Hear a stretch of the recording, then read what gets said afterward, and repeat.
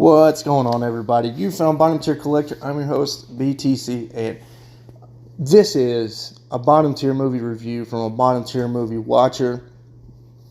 First off, right off the bat, I'm going to try my best to make this as spoiler free as possible. I don't really want to go into the details of this movie. I want you guys to have the same experience that I had going in blind. The only knowledge I had of this movie was the trailer.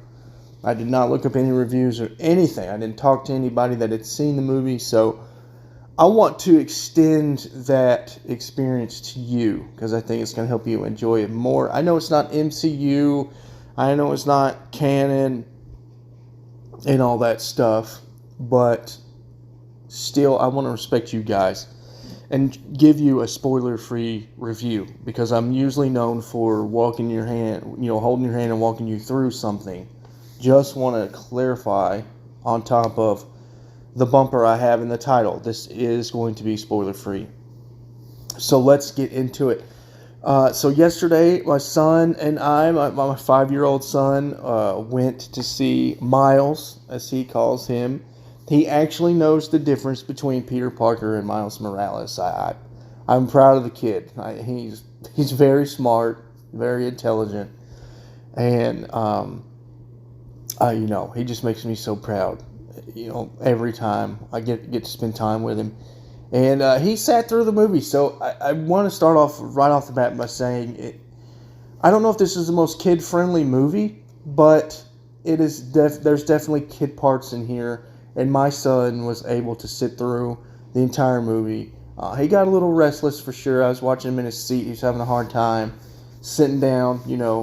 It's a blessing that I have a 5-year-old that can sit in a movie theater and be a good kid, a great kid in a movie theater.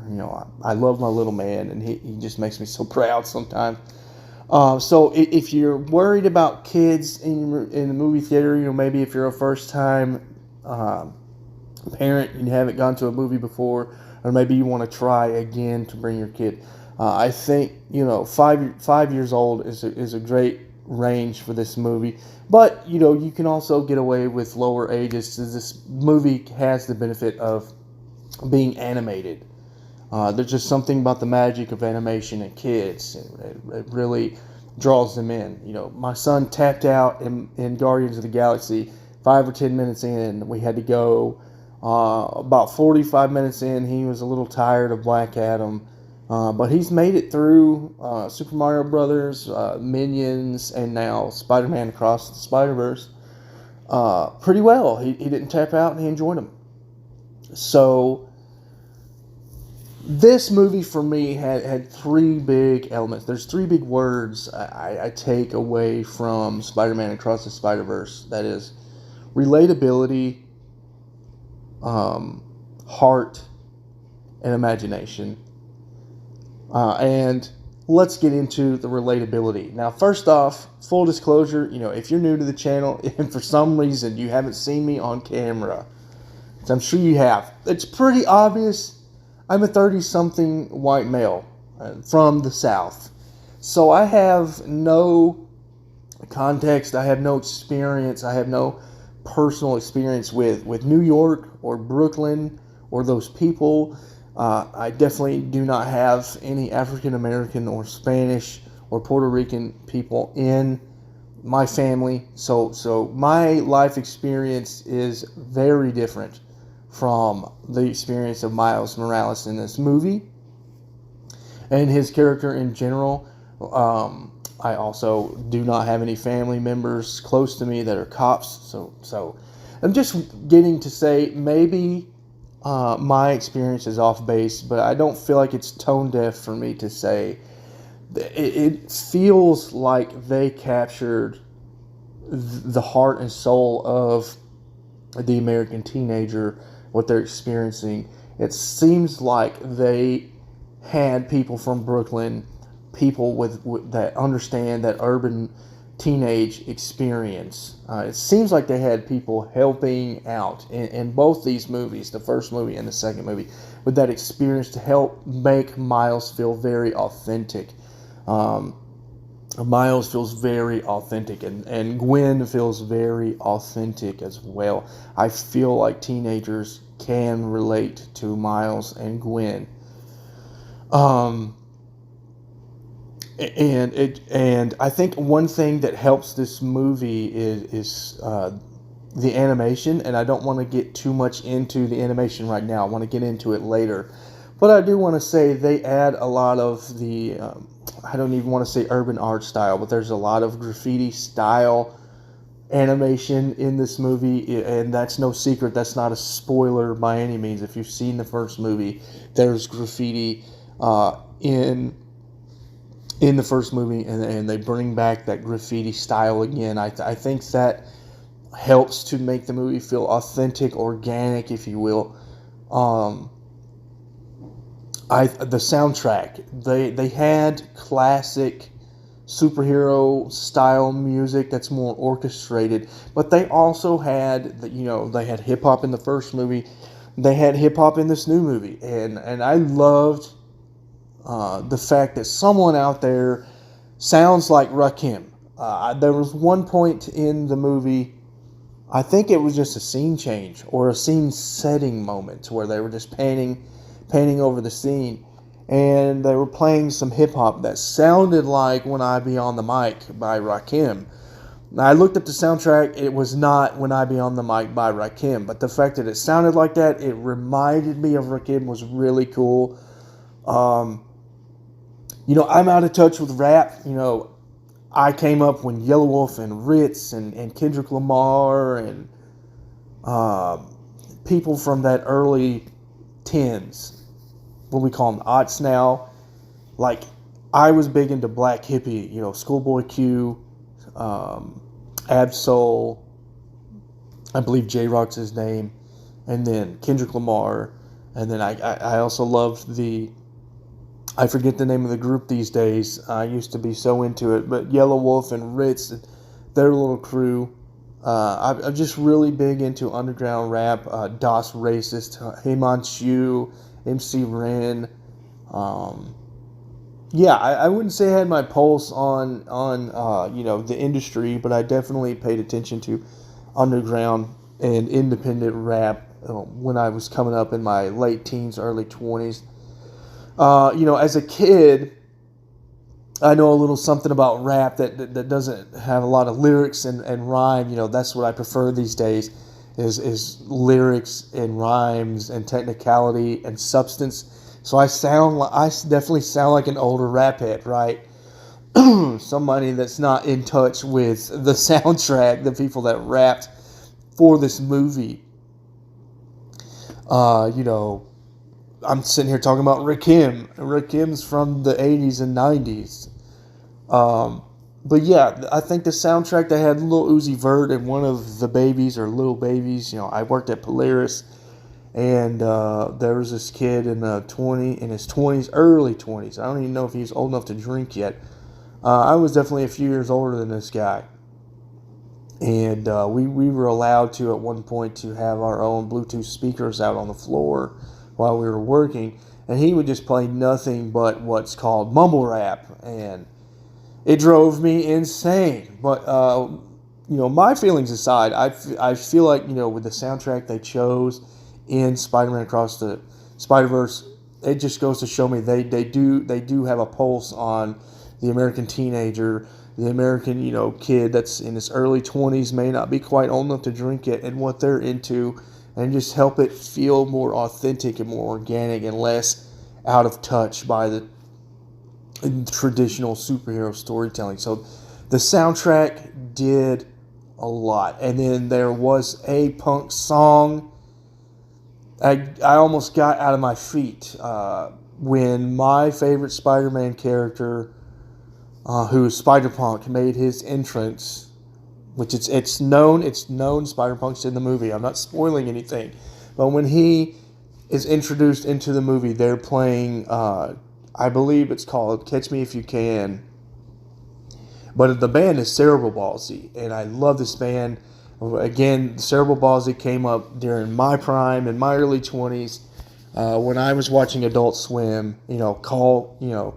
Good call to Adult Swim and being in touch with that crowd by using Cerebral Palsy because Cerebral Palsy was, I guess, endorsed or promoted by Adult Swim when I was coming up. And I've even seen Cerebral Palsy in person. Very, very, very cool to see Spider-Punk come out to Cerebral Palsy. That was awesome. That I actually did recognize a track. Didn't make me feel too out of touch with the kids these days. You know, maybe I still got a little bit of cool factor in me. But yeah, relatability. I think this movie was just beautiful in that sense, helping it to feel organic and authentic. And I think kids that aren't necessarily into superheroes can be. This is a great introduction to superheroes to kids, and I hope DC and James Gunn are paying attention. I know Seth Rogen and whoever else is helping him, Nickelodeon, are taking notes. If you look at the animation being used in the new Teenage Mutant Ninja Turtles movie, and the fact they're using real teenagers for voice actors in TMNT, Mutant Madness that's coming out this August. That just seems to be where animation is going, and I hope DC maybe doesn't come off as a copycat. Don't just straight rip what Marvel and Sony are doing with, excuse me, guys, across the Spiderverse, but maybe borrow from it, take some notes, and do some things that can bring new readers in. A lot of us grumpy old heads, we get tired of jumping on points. We get tired of the long-form storytelling not being much of a big deal anymore. But we have to keep in mind, it is so important to every so often remember new readers and bring them into the hobby. We do not want to gatekeep this hobby to death. And this movie goes a long way towards, at least I think, towards bringing in a younger audience to superheroes and showing what superheroes can do and what they can be. So, moving on, I want to touch on the imagination because I've already mentioned a little bit of the animation. Yes, it has the graffiti, but I think, and I don't know if I'll spend too much on this, but it blows my mind, the animation that they use in these movies. I'm from a generation, especially, being a DC fanboy, I'm just used to that house DC style, very, very rigid, very clean, but there's just an artsy style to these movies.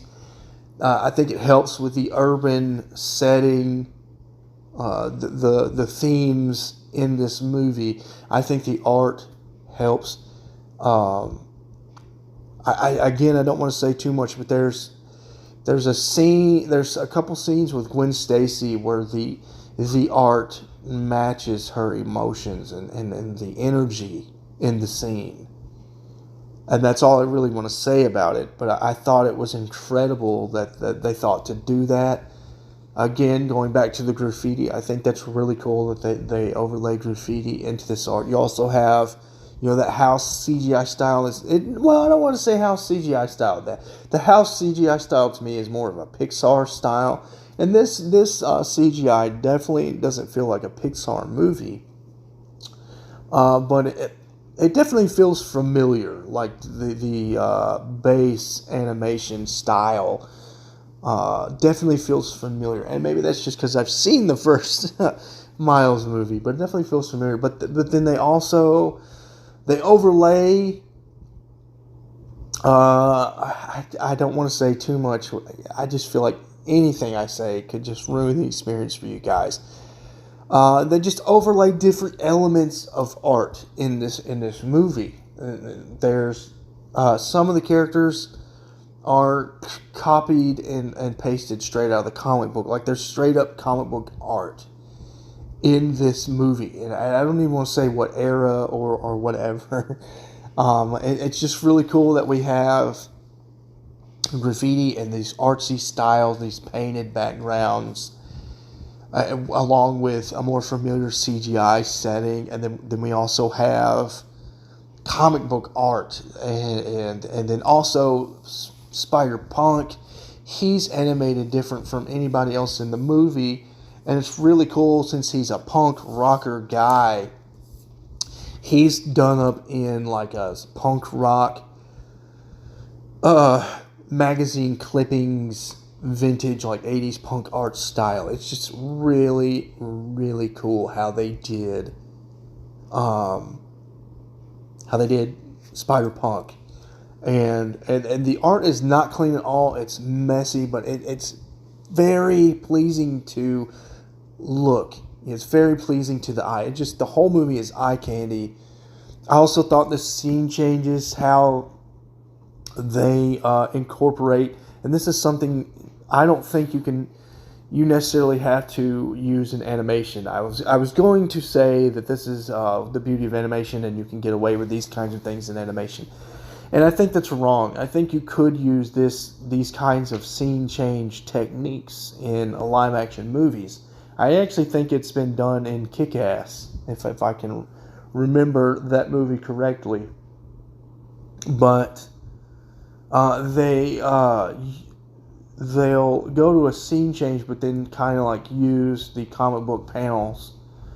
They'll use like word blocks and things from comic books and word panels, and use that as a scene change. I think it's really cool turning the screen into a comic book, making it feel like a comic book come to life. And they also, I struggle to say this because I don't know how people that don't want to be spoiled will feel about this, but they display the story they are drawing from.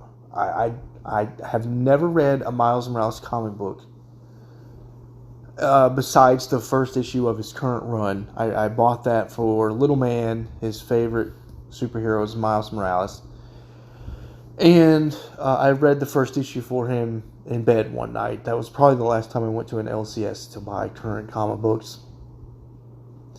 And so I've read that issue, but I feel like they're referencing an older story arc, and they show you the issues they're pulling from. That's all I want to say. That's all I want to say. I just do not want to spoil too much. It's just incredible. One thing I'll say, if you remember some of the the James Gunn announcement video about what he was going to do with DC, and at the end of his video he says, go read some of these books if you want to get an idea of what I'm going to create in the future. I feel like Marvel or Sony, depending on how much this movie was wrapped up by the time that announcement came out, maybe they took notes from DC. I'm not sure, but without saying too much, I don't want to reference any specific story arcs. Again, no spoilers, right? I just like this movement of giving people that are, I'm going to assume, be casual fans, giving them the material they're looking for. You know, you're inspired by this character, here's what you should be looking for. I like that. That's what the industry should have been doing the whole time. It lowers the barrier of entry for newer readers, for younger readers, which is what this movie's targeted for, is younger readers. It's not targeted for me.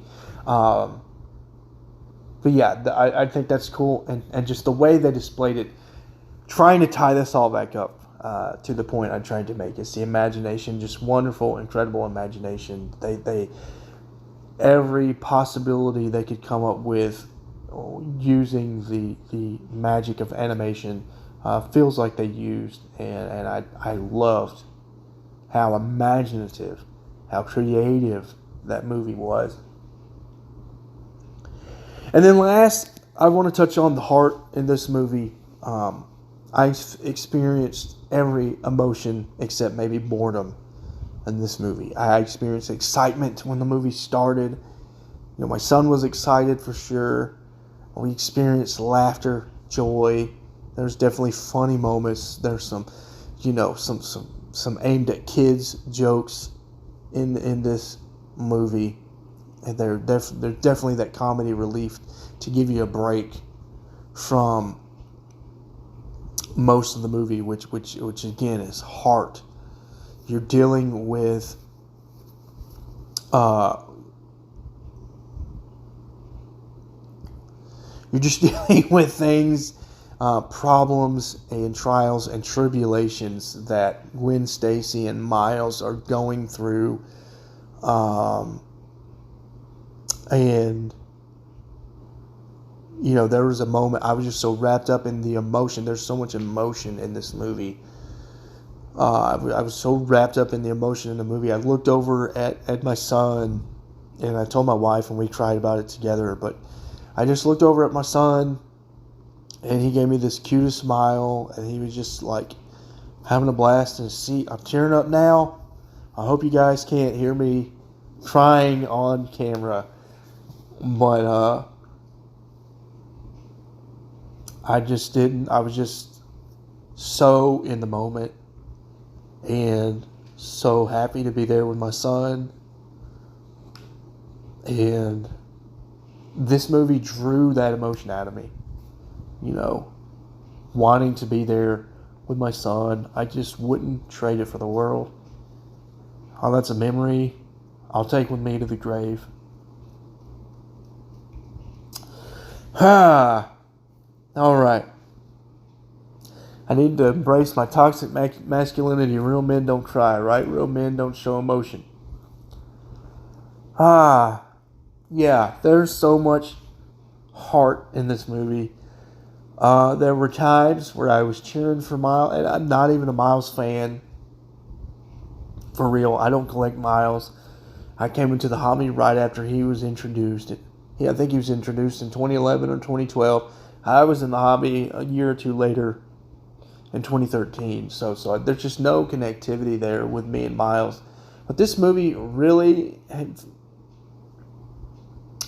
because this movie, the way it was written, the emotion, it had me rooting for Miles. I was in my head like cussing for Miles, like F yeah, like screw all these other people, like go Miles, go Gwen. I was rooting for Gwen.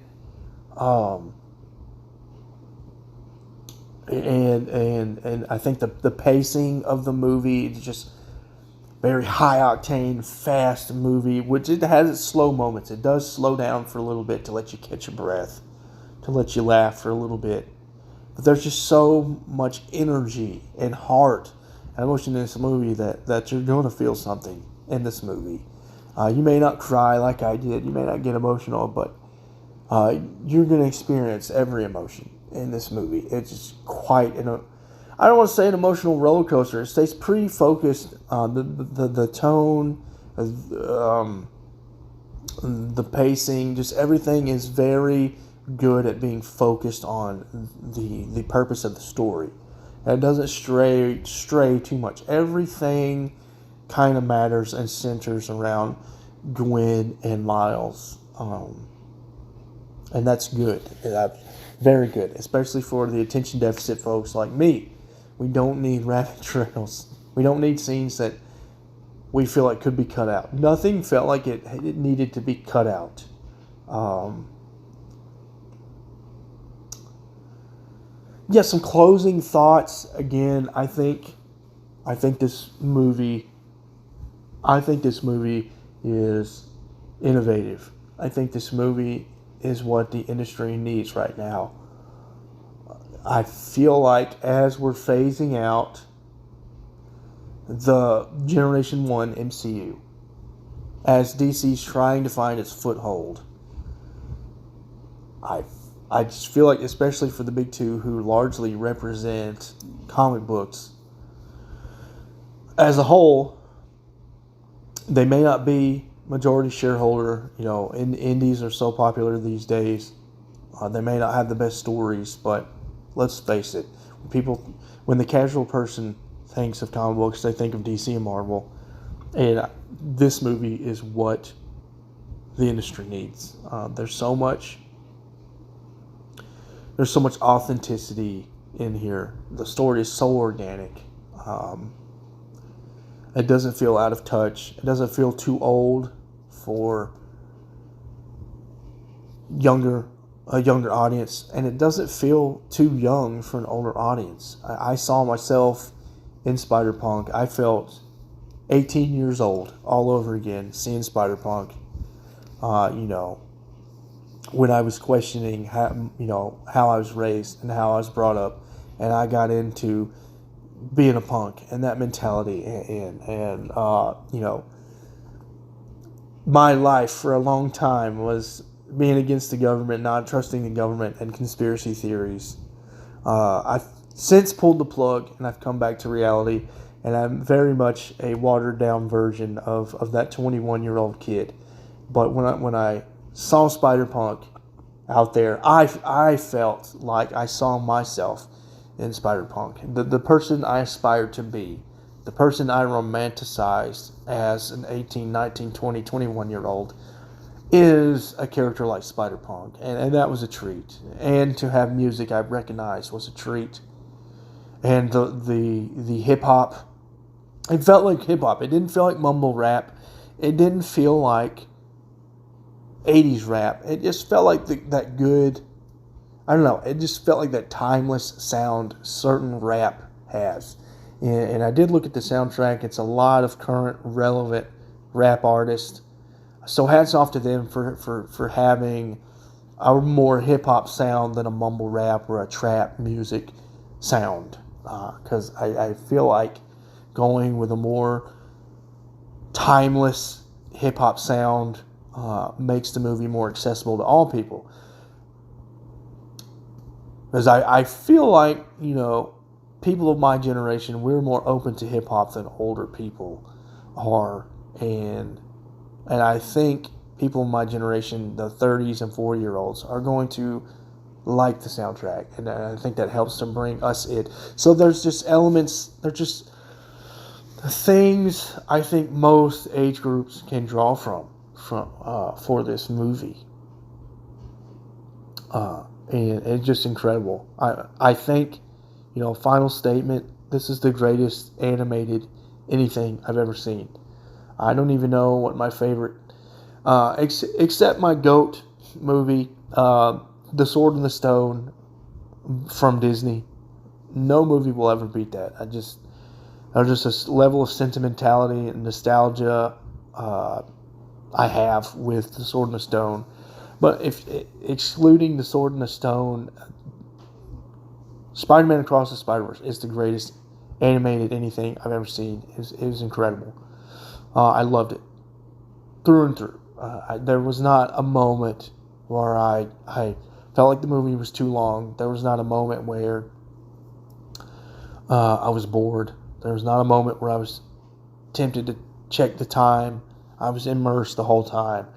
And that says a lot, because I can be watching a really good movie and still, the ADD will still kick in, and it didn't for this movie. And that was incredible. I don't know how I feel about, is this the greatest Marvel story ever told? I'm not sure, but for me, this is the greatest Spider-Man story ever told. Maybe it's unfair to say that because it has the advantage of dealing with the multiverse. And it can cheat a little bit. So maybe it's not fair to say it's the greatest Spider-Man story ever told. But as far as anything I've ever read, anything I've ever seen, video game I've ever played, comic book I've ever read, it is the greatest Spider-Man story I've ever watched or read. Can't say enough about this movie. I'm going to stop it here, guys. I feel like I've said enough. I hope this stayed within the parameters of being a spoiler-free review. I really want to respect everybody who's a big Miles fan, who wants to go see this movie. I think you're going to be pleased. 10 out of 10, stars for me. Don't rate things anymore, but just 2 thumbs up, all that jazz. Fantastic movie. If you chose to watch this review prior to seeing Spider-Man Across the Spiderverse, thank you for considering my review, my opinion, prior to seeing the movie. If you're choosing to watch this review or listen to this review after you've seen Spider-Man Across the Spiderverse, put it in the comments or find me on Instagram at Bottom Tier Collector, and we can talk about this movie. It's just an incredible movie, and I hope you all get a similar experience like I did out of it. Until next time, guys.